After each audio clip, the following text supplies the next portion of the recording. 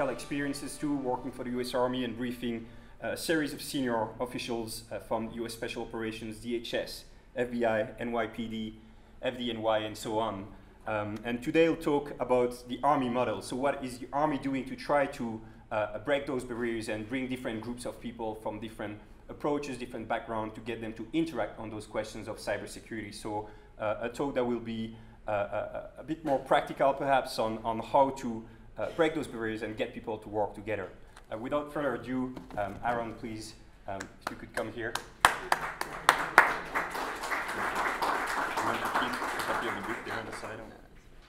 So first let me say, in many ways I agree with a lot of the things that Dr. Valeriano said, and then on a lot of the other things I really don't disagree.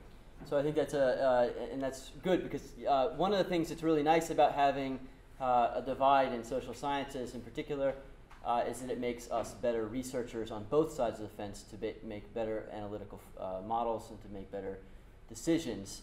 One of the things that I would like to say also is that a lot of the times we look at the impact of cyber attacks and we look primarily at first order effects.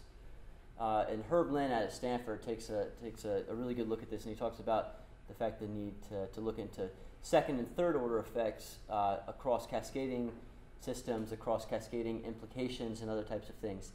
And one of the things that in the Army we're trying to do is we're trying to leverage this concept of cyber in a much more dynamic perspective.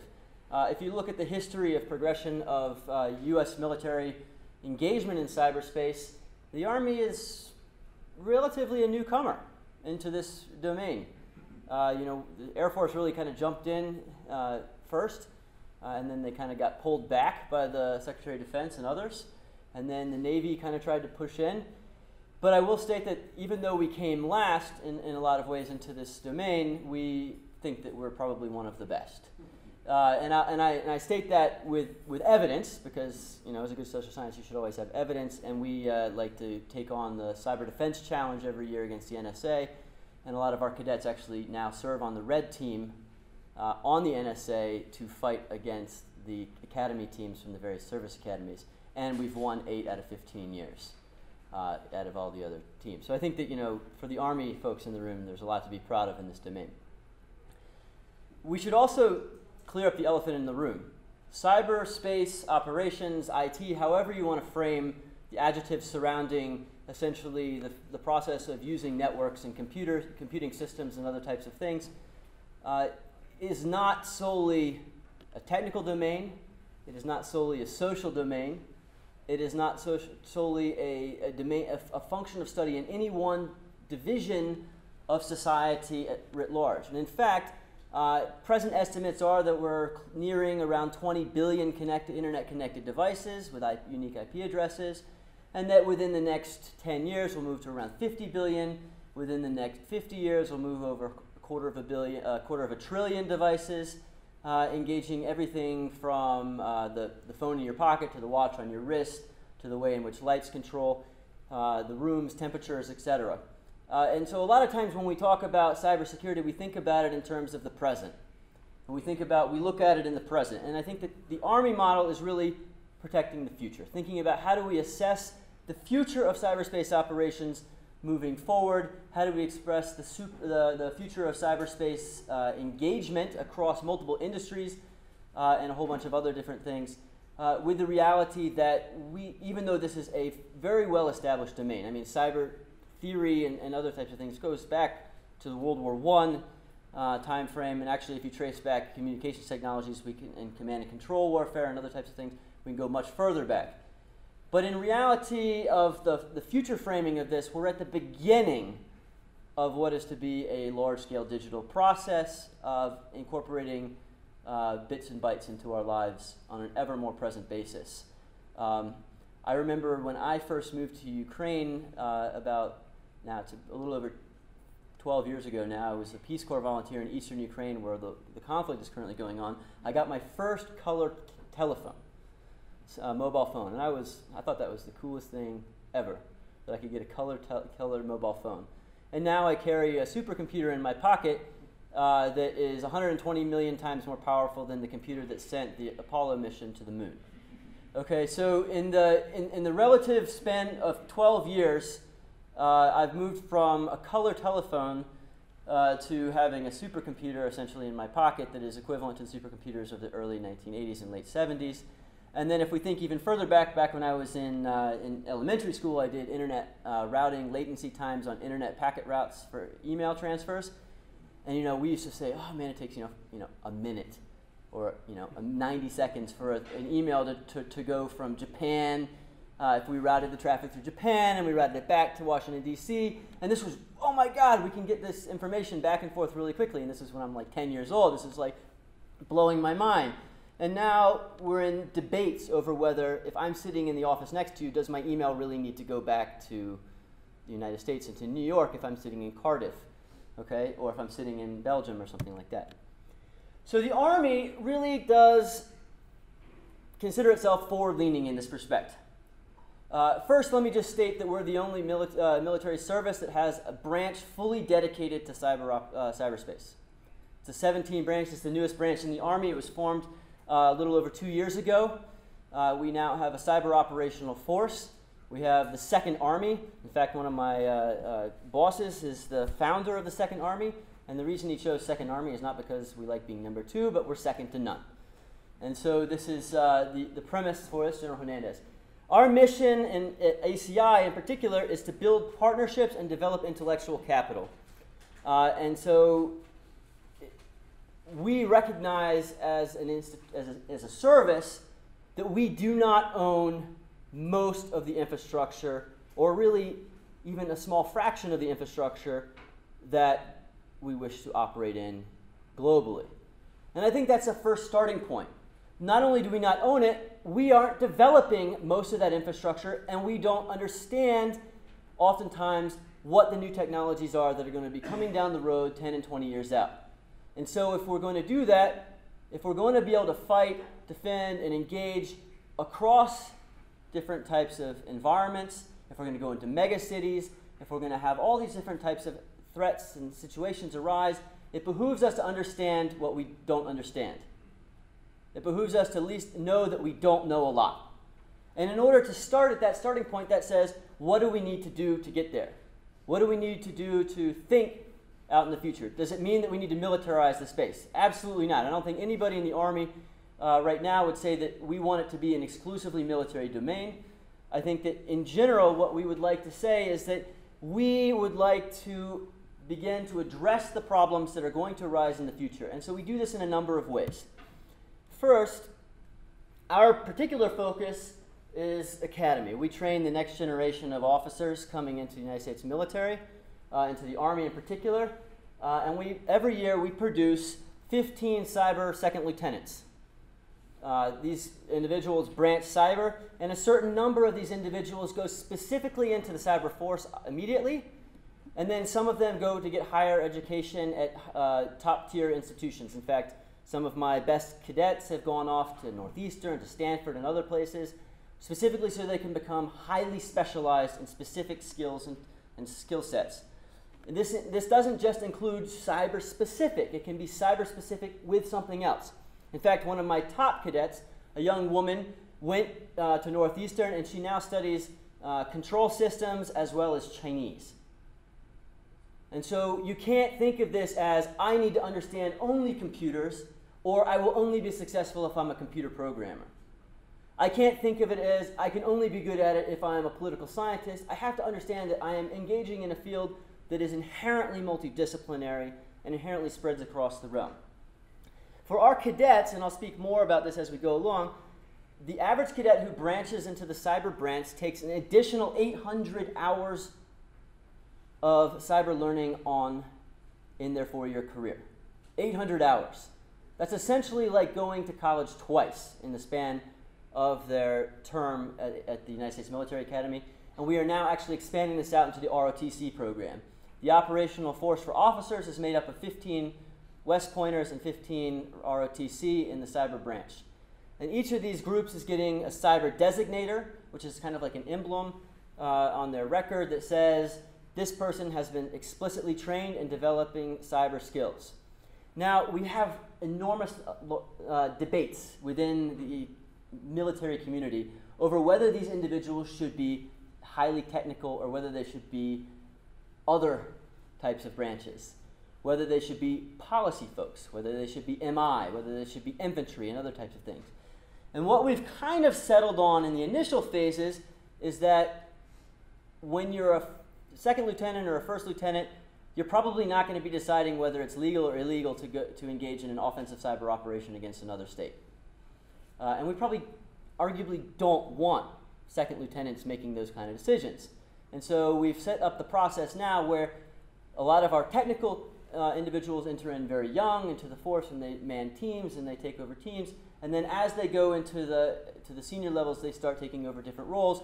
But we bring in a lot of the expertise on management and other types of practices from other different branches, such as intelligence, such as infantry and others, and leadership and other types of skill sets. Our focus and our problem space for the Army starts within the Army. We can't get anything done without making Big Army happy. Okay? No matter how cool and fun it is to work on things like quantum computing and other things like that, if it has zero Army relevance, probably is not going to keep us our jobs for very long. But luckily, almost everything that we do in cyberspace operations or cyberspace research has a connection to the Army, and we've been able to demonstrate that. And then we work with the Department of Defense, the nation, and the world. And we work internationally with a bunch of different partners. We also work trans-sector. We work with every single sector and critical infrastructure that you could possibly imagine. And this is important because right now there's a very fluid nature to law and policy as well as to technology development across sectors. We like to participate and engage in setting up joint sectoral exercises to train organizations across the various interagencies as well as across different levels of jurisdiction from municipal all the way up. And what we have to realize is that the Army is probably not the agricultural expert in any given field. And they might not be the financial gurus to be able to protect the financial sector. Okay? So we invariably, if we are ever going to be called upon to protect critical infrastructure, which is written into the Department of Defense Operational Manual for Cyberspace, it behooves us to partner and understand how these other individuals work. And in doing that, it's very important for us to be able to engage both at the undergraduate and even pre-undergraduate level, high school level, middle school level individuals to develop their interests, to understand these connections across multiple fields so that when the proverbial stuff hits the fan, we can all start understanding how we can sync and work together. We work across all the different sectors that are defined by DHS, and we work with DHS intimately because they are the current domestic lead on a lot of these different functions. But if we're going to be supporting DHS and other agencies, it helps to know who the actors are. It helps for us to build those relationships on a continuing basis. It also helps to be at the forefront of technology so we can offer technological solutions to them and so that we can get technological solutions back. We work at a variety of different levels, and we also work with other agencies across the spectrum as well, including FBI, in various different field offices, etc. In general, when we think about this, our primary outreach, if you will, express, and I'm going to focus on outreach and partnerships development because this is critical to developing relationships, whether it be within the University of Texas El Paso or whether it be within the University of Texas system. By the way, I'm an adjunct here, so I have a passion for El Paso as well. And so, whether we're developing the relationships internal to the university, external to the university, across the university system, across states, across municipalities and others, the first step is developing dialogue. Understanding what makes people tick. Understanding where people think their territorial borders are, where their specialties are. It helps. Maybe we might overlap in certain areas, but developing these relationships is critical to understanding the gaps. It also helps us to understand where people think the strategic insight will come from in the future. If there's a great scholar coming out of a particular area, if there's a great student rising up that we want to try and recruit into a particular function. It also helps us to identify the expertise so that if any given challenge arises, we can start developing that expertise at different levels. In fact, one of my colleagues who's now just entered into the operational force, he did what's called V-tipping, he changed branch. He's a he got a master's of business administration, and he was specifically brought into the cyber branch in order to manage the business and financial aspects of interacting in financial networks and other types of things. And this is part of this idea that we don't just want people who can type code. We want people to understand what the code affects as well. And so we also do requests for information, we testify before Congress, and we also work with others who testify before Congress and others. We develop publications, and I put some publications out there for people to take if they're interested. We develop curricula. We are currently the lead for developing the Cyber Leader Professional Development Program for the Army. We develop it for all ROTC and West Point officers. We also try and reduce interagency and cross-jurisdictional tensions. That's huge. In 2010, there was a Bipartisan Policy Institute simulation in which they brought together a bunch of principals to try and work through issues under the premise of a major cyber attack, and they refer to it as Cyber Pearl Harbor, which I agree is a very bad term. In this particular situation, everybody got into the room, a cyber attack starts occurring, DHS pointed at DOJ, DOJ pointed at DOD, state and local pointed to the feds pointed to state and local, the companies pointed to the federal government, and everybody said, it's your responsibility. And so what happened? Everything failed. Literally nothing happened. And so understanding how people think in these situations is, in many respects, as important as developing robust cybersecurity. And in fact, other organizations such as the Economist Intelligence Unit and Booz Allen Hamilton have said as much in identifying that legal and regulatory frameworks establish the rules of the road for who operates when and why. Nobody wants the DoD to step in when Target gets hacked. That's like overkill. That's like bringing an 800-pound gorilla into a bull into a china shop or something along these lines. It's overkill to bring the DoD with its national mission teams and things in for an attack like this. But it helps to understand where those lines are and develop relationships, and also to develop the understanding of how people develop those relations along the way. And of course, it behooves us to understand how each of these different systems operates. They all operate in different ways and moving forward.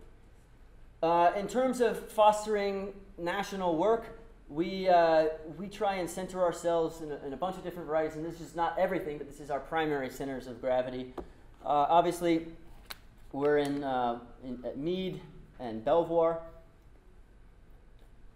We're at West Point. We are at the CCOE in Fort Gordon. We're in San Antonio, and we're at DUIX and other places as well.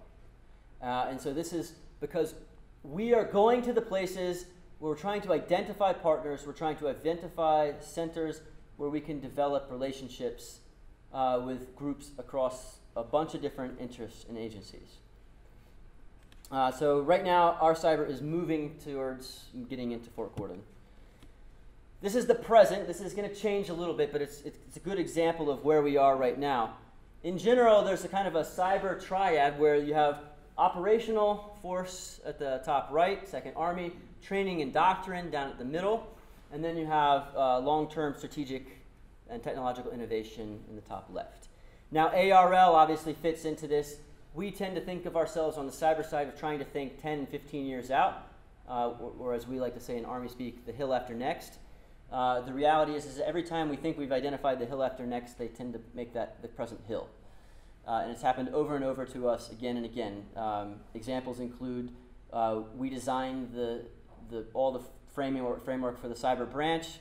About 6 months after it was designed, DoD came to us and said, the Army CSA came to us and said, oh yeah, we saw your article, can we use this as our model? And then within a year, that was the model for cyber branch. So something that we thought was a pipe dream became reality a lot faster than it was. Another example was I developed a training platform and an analysis platform for engaging in social media and big data analytics. I was flying back from out of the country. I got a call in the middle of in between one of my layovers saying that I was going to be presenting to CENTCOM commander. I landed on the ground, was taken to West Point. I presented to the CENTCOM commander. Within 90 days, that was included in a combat zone toolkit. I've never seen anything move this fast ever. And so, although we really, really want to be 10 to 15 years out, it just happens that everything that we do just gets pulled back in. But that's the goal. One of the other things that's really important to recognize is that the problem space of cyberspace is multidimensional, multidisciplinary. It requires acquisitions. It requires signals. It requires intelligence. It requires psychology, policy, law, and yes, it even is there any historians in the room? It requires history. Okay. In fact, in the CAG at U.S. Cyber Command, there is a command historian. His whole job is to track the progress of the historical developments of cyberspace operations so that he can provide lessons learned. In this, we focus on several different types of problem foci. Human capital. I've talked a little bit about partnerships. We focus on future TTPs, which gets a little bit to what Dr. Valeriano was talking about, laws and policies, strategy, and technology.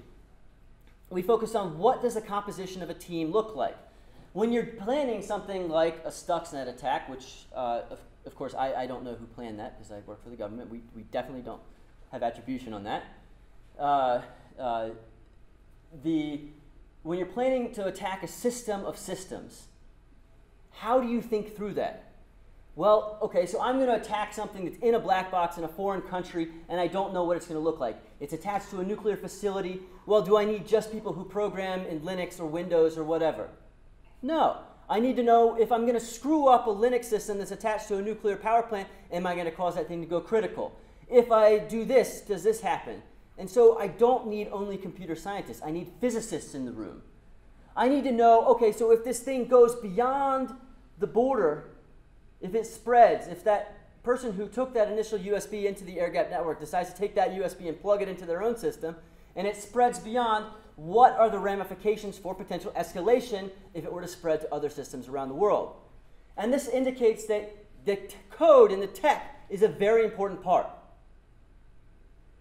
But if I'm going to engage in effects-based operations, or if I'm going to engage in influence operations, or if I'm going to engage in any type of operation, defensive or offensive, it behooves me to understand the interworkings, the connections across it, and that's why when we work within the Army framework, we're trying very hard, and it's like moving a.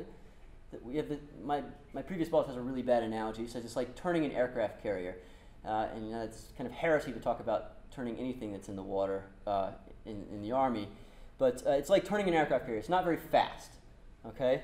And so we have to try and bring in a bunch of different people. And so we leverage faculty from across the academy. We leverage them from multiple different war colleges. We try and leverage civilian faculty from various institutions as well. And the whole intent is to say, we needed to figure out what a team looks like. What does it look like to develop cyber protection teams for the Army, for the Navy, for the Air Force, for business, and for other places as well? Because in reality, if we develop really robust models for protecting or working with business, or for business to protect their own networks, that's great. It saves us money, it saves us time, and it saves us human capital. If we develop a good way of thinking about things with, say, a JP Morgan, or a Goldman Sachs, or a Bank of America, or a Citigroup, and we go to their watch floor, and we see how their teams are working, and we see how different teams are developing their structures, and we see their educational pipeline and their retention pipeline, we can try and export that model to either the Army, the DoD writ large, or to other organizations, and that fosters national cyber resilience in a way that is critical to our future protection in protecting everything from critical infrastructure to thwarting cybercrime and other types of things. At the Army Cyber Institute in particular, we focus on some interesting discussions. On the top right up there, you see Stephanie Pell. She's a former DOJ lawyer, now our ethicist. She brought together Chris Soghoian and General Hayden. Does anybody know who Chris Soghoian is? So Chris Soghoian is the chief technologist at the ACLU. Okay? He is about as far on one side of the privacy debate as you could possibly imagine. And of course, General Hayden, you know, we all know who General Hayden is in terms of NSA and other types of things. And we brought them onto a panel together. We recorded it, by the way, you can watch it. We encourage you to watch it. By the end of the debate, they agreed on almost everything. This is what multidisciplinarity looks like. This is what it means to open up the discussion. In fact, I answered a reporter recently. He was asking me a question: why is there no oversight and accountability in the intelligence community, NSA, Army, etc., on cyber?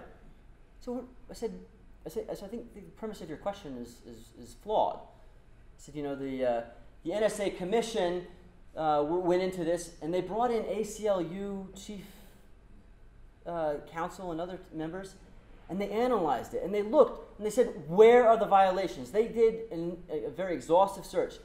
And so if we're going to start on a conversation, I think, and actually I was just talking with General Alexander last week about this, he says, if you're going to start a conversation on where privacy and civil liberties, national protection, the role of the Army and the military in general are, we got to start on the right foot.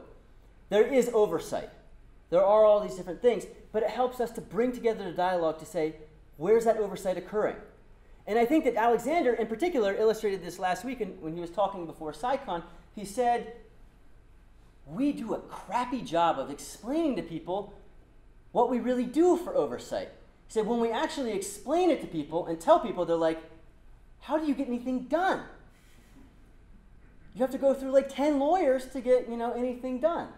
And that really is the way it works. It's a little bit frustrating when you're inside the community, and I think that anybody in the room who works in the community knows that. But in reality, if we bring these discussions out and we say, this is how we view the oversight process, can we make improvements? Can we do these different types of things? Can we figure out where the boundaries are? What's the red line that we can go up to? These are the types of discussions that facilitate interdisciplinary research that are necessary for not for today when we're at 17 billion devices, but for when we're at tomorrow, when we're at 50 billion devices, and when we're in 20 years, when we're at 250 million devices, or billion devices, when everything is digital. And so you can see, I do a lot of work on terrorism type stuff, but we'll get that later.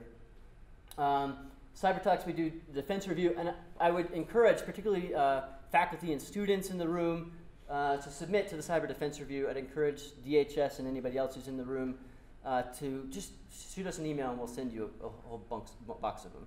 Okay, that's our job. We facilitate innovative cyber talks like TED Talks and other types of things. And then I'm going to get into this top one with General Milley at the top there in a little bit, but it's pretty cool. We also try and bring together and synchronize academy learning across the academies. What most people probably don't realize is that in order to get qualified to actually engage in any type of operation, defensive or otherwise, everybody has to be trained at the exact same standard. And so it behooves us to work together. It also behooves us to build partnerships and to get people out into the community. There's been discussions from Secretary Carter and others that we should start enabling officers and enlisteds to be able to take essentially what would be the equivalent in British parlance, a gap year. They should be able to go out into a private sector community, whether they're a JAG, whether they're a technical person, and they should be able to sit in that community and see what the best practices are, and then they should be able to come and bring that back into the operational force. Not only so that they become more efficient in protecting the operational force, but so also they can address a lot of the concerns that might be going. They can take away a lot of the boogeymen. Now here you see a lot of companies that we bring in and work with to try and facilitate facilitate discussions with, and we do this almost every year. And this year it'll be at the United States Naval Academy. And so it's a fantastic program. Brings a bunch of high-level discussions, and obviously a lot of meeting people and breaking down barriers.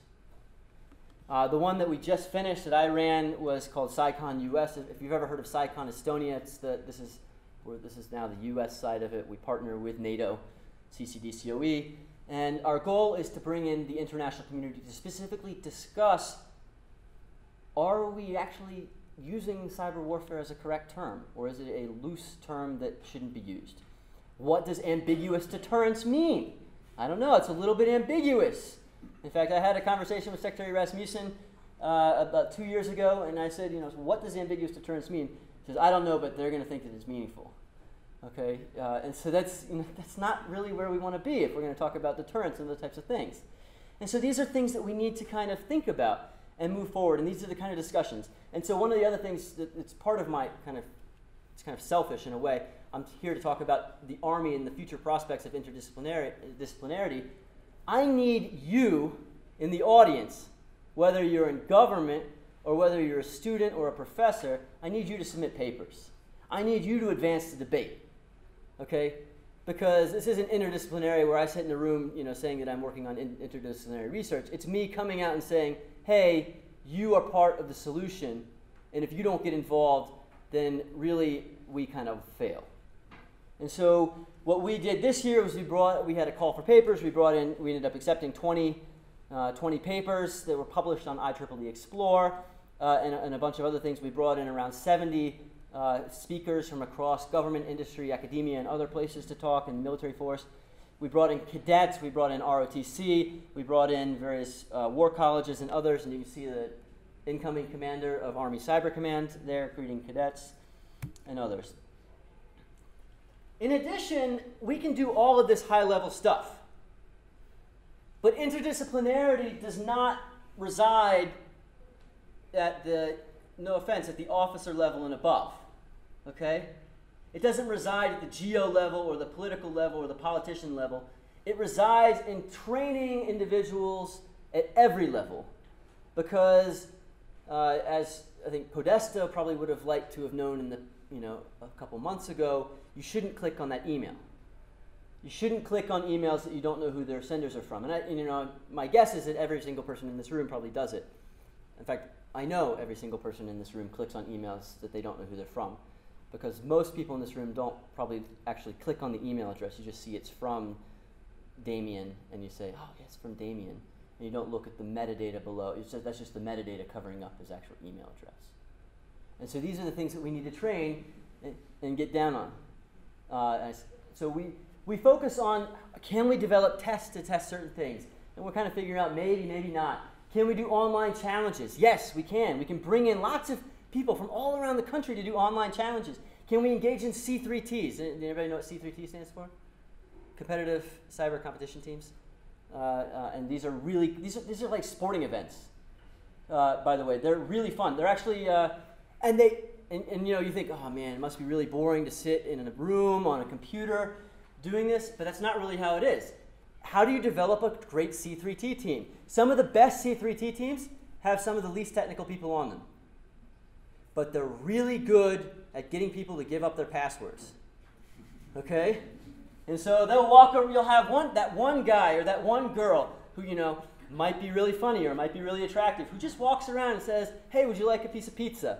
And hey, where are you from? And they start asking questions, and that gives them the in into their passwords and everything on that line. That's social engineering. These are these things. So, by the way, 98% of all attacks originate with social engineering. So this is, this isn't trivial stuff. Okay? So that person who might not be technical in one regard becomes very important. And this is not necessarily a person who studied computer science. This is a person somebody studied psychology or studied human behavioral attributes, cognitive science, and other types of things. Or maybe data science on how to interpret, I pulled in this whole bunch of data, how do I figure out who my weak points are in a particular organization?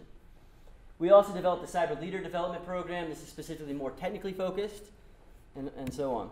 We engage Boy Scouts and Girl Scouts, or gender neutral, okay? But our goal is to try and get them interested and think about it, and I'll explain why in a minute. But we try and teach them how to break into each other's webcams and other types of things. In fact, we just had a congressional delegation up about a week ago, fabulous, we had 5 congressional staffers from one of the Senate offices there, and they were in our lab, and we were teaching them how to hack into systems using open source exploit kits. And you've never seen people who are less technically inclined having more fun breaking into each other's computers. But this is the purpose, and this is what interdisciplinary does. It increases resilience, and it says to those people, what does it mean to do these types of things? our Boy Scout stuff is always run by cadets, which is also fun as well. One of the things that we also want to do is we want everybody here to play. Interdisciplinarity does not happen only in the classroom. It happens when you get kids to play with Legos and build robotics type systems. It happens when we give 2 captains $140 and 10 hours to build a cyber rifle, which they did, and they tested from a mile distance across the Hudson River to unlock a locking mechanism on a door on the other side using a coffee can.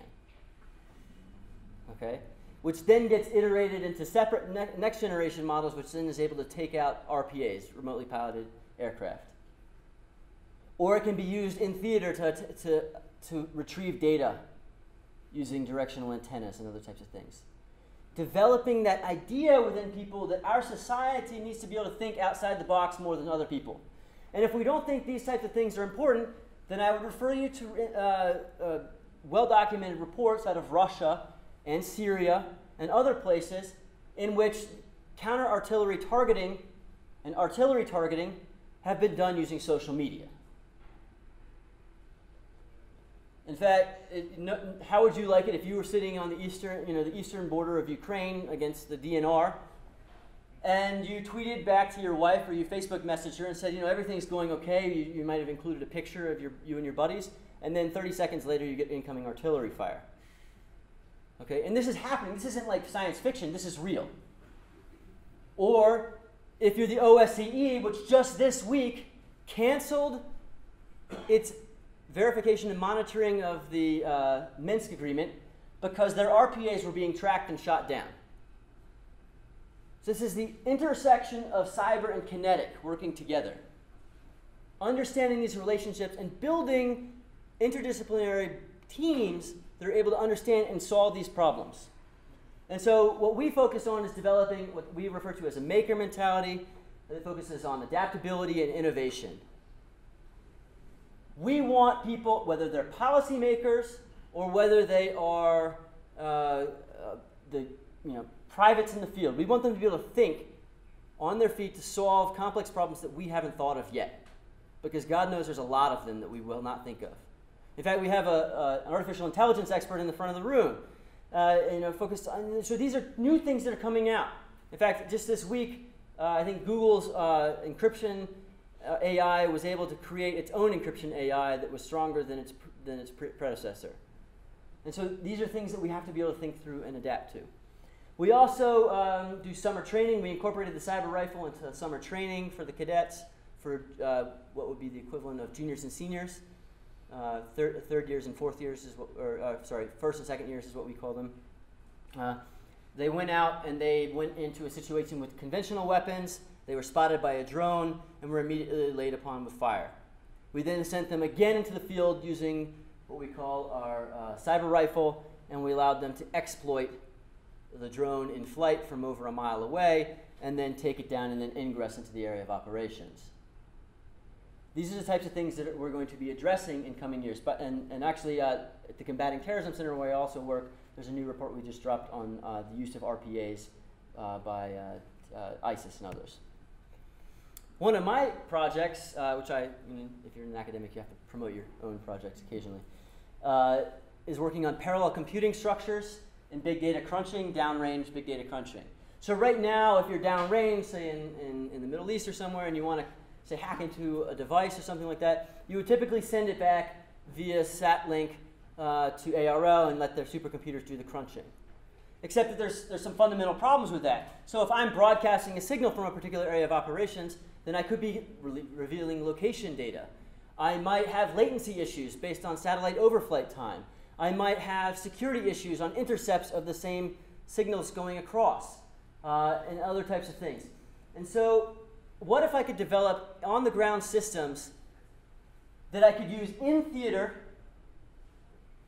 to solve problems in real time? What if I could, instead of having a cell phone on each shoulder, have an SBC, a single board computer, which costs $35, built into their backpack that I could then link together, that would allow me to do things like develop heads-up displays for Blue Force tracking, or do other types of things that I could say connect a system there and crunch large volumes of data on telecommunications networks to see, as I'm engaging in patrols, who's ingressing and egressing into a particular area of operations based on their cellular communications and other types of things.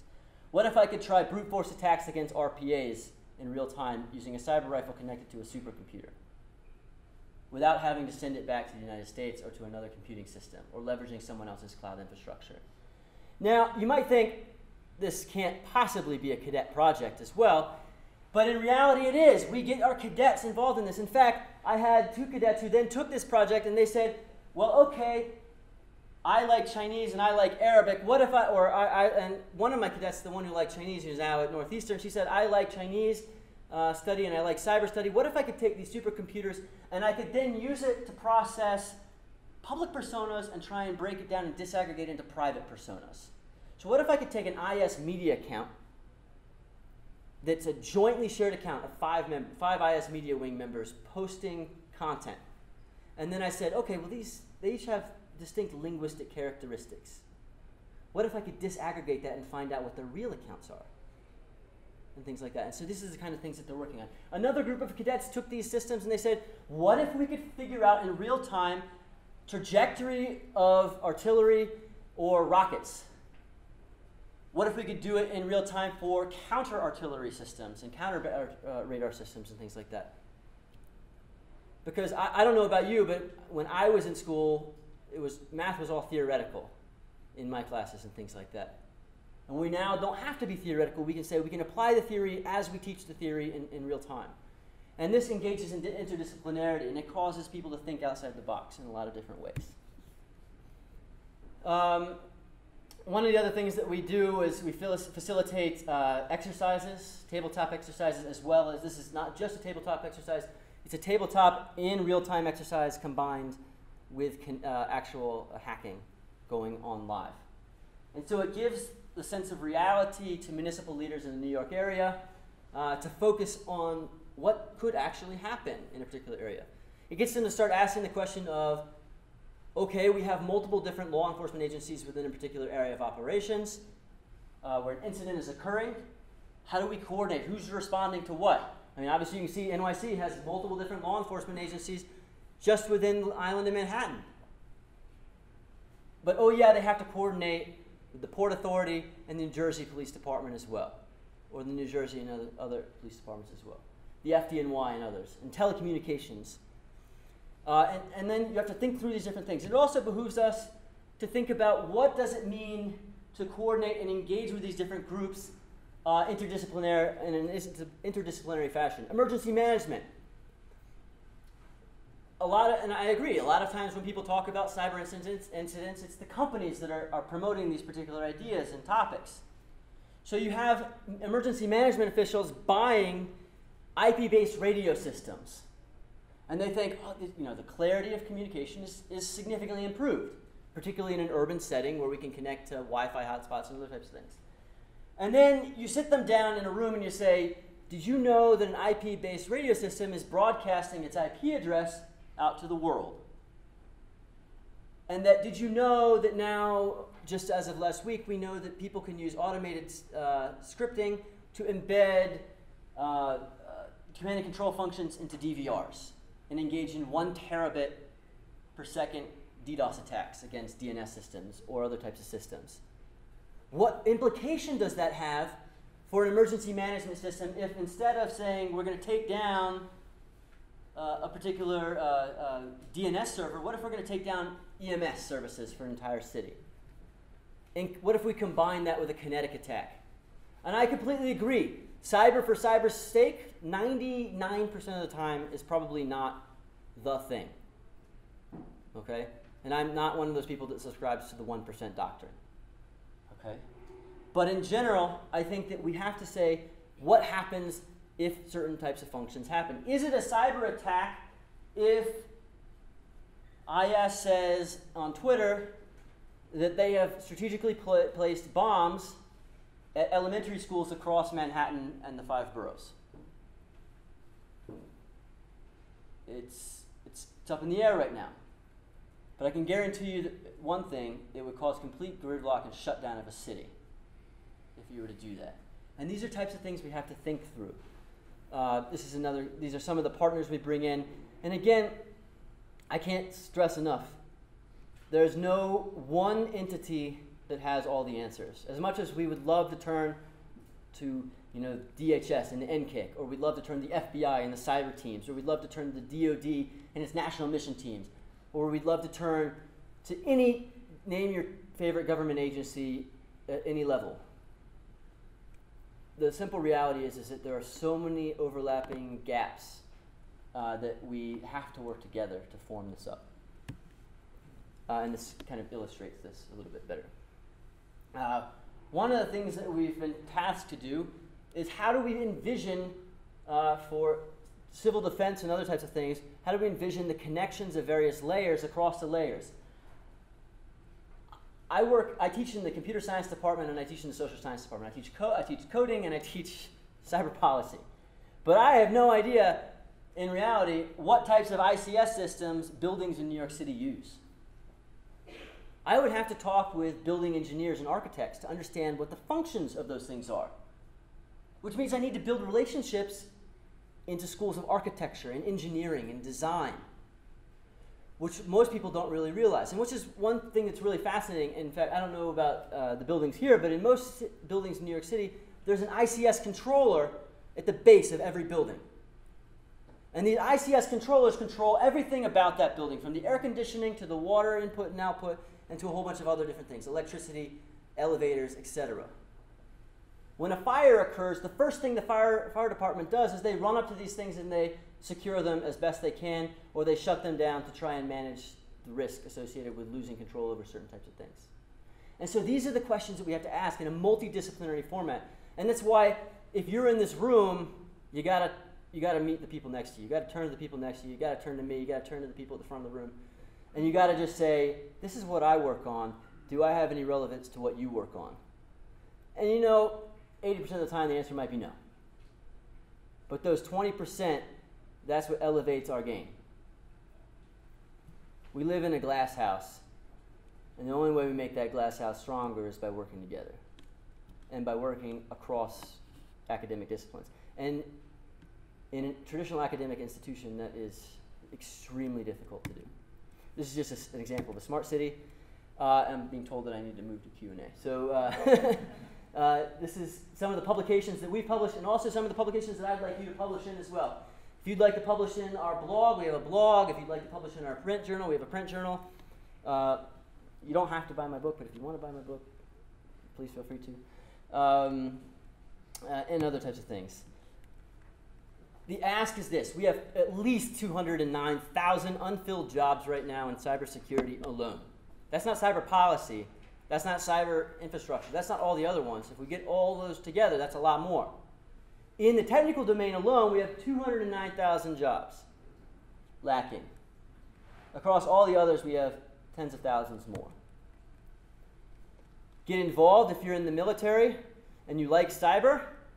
If you're not, if you're in the Army or any other branch or service, you have to get involved in the MCPA. It's our professional association right now for engaging in it. If you're interested in computer stuff, get involved in the hacking initiatives. Publish. Again, this is our really cool logo. Cyber's not just coming, it's here.